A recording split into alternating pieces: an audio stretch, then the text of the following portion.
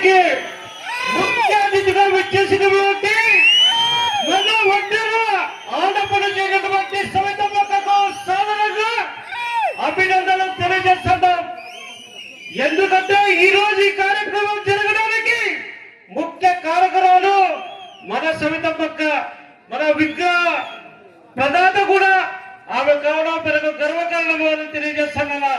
అలాగే తెలుగుదేశం పార్టీ జిల్లా అధ్యక్షులు అంజినప్ప గారికి, ఒడ్డెర కార్పొరేషన్ మాజీ చైర్మన్ మురళి గారికి, రాష్ట్ర ఒడ్డెర కార్పొరేషన్ చైర్మన్ బావగారు మల్లి ఈశ్వరరావుకి, అలాగే ఇక్కడ విచ్చేసినటువంటి మన ఒడ్డెర కుటుంబ సభ్యులకు, గోరట్ల ఈ విగ్రహ కమిటీ సభ్యులైనటువంటి అమర్ గారికి, రామంజీ గారికి, శ్రీనివాసులు గారికి, సీని గారికి, అలాగే మా తమ్ముడు ఈ రోజు కార్యక్రమానికి ఎంతో కృషి చేసే పొల్లం పైన గారికి, నాగేంద్ర గారికి, అందరికీ ఇక్కడ విచ్చేసిన ప్రాణ సమానులైన ఒడ్డెర కుటుంబ సభ్యులకు అందరికీ నమస్కారాలు, ధన్యవాదాలు, పాదాభివందనాలు.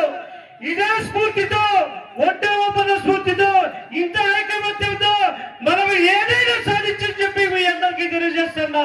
ఈ రోజు ఇది బిగినింగ్ మాత్రమే.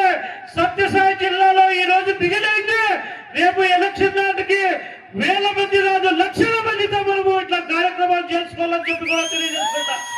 అక్క మీకు ఇంకా మేము ఎన్నో కోరికలు కోరాల్సిందిగా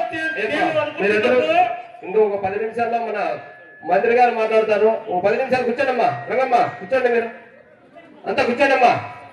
మధ్యలో లేదండి, మన గౌరవ మంత్రి వారు 2 నిమిషాల్లో ప్రసంగిస్తారు. కూర్చోండమ్మా.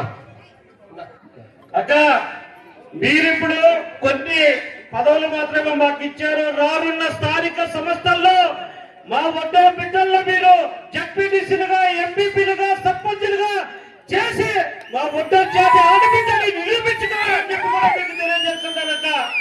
ఎందుకంటే ఇన్ని సంవత్సరాలలో ఈ సత్యసాయి జిల్లాలో 2 లక్షల ఓట్ బ్యాంక్ ఉన్నా కూడా ఏ ఒక్క ఎమ్మెల్యే గానీ మాకు ఇంత ప్రాధాన్యత ఇవ్వలేదని చెప్పి కూడా తెలియజేస్తున్నా.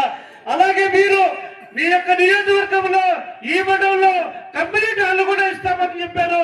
అది కూడా మీ చేతుల ద్వారా మీరు ఎలక్షన్ లోపల మాకు అందివ్వాలని చెప్పి కూడా తెలియజేస్తున్నా. ఇలాంటి ఎన్నో కార్యక్రమాలు చేసి మా ఒడ్డెరను మీరు ఆర్థికంగా, సామాజికంగా, రాజకీయంగా ముందుకు తీసుకోవాలని చెప్పి కూడా తెలియజేస్తున్నానక్క. అలాగే ఒడ్డెర కుటుంబ సభ్యులారా, అన్నలారా, అక్కలారా, మనము కూడా ఈ రోజు ఎలాగా ఐకమత్యం ఉండామో ప్రతి గ్రామంలోనూ, ప్రతి పట్టణంలోనూ ఇలాగే ఉండి మన హక్కులు సాధించుకోవాలని చెప్పి కూడా తెలియజేస్తున్నాను. ఈ రోజు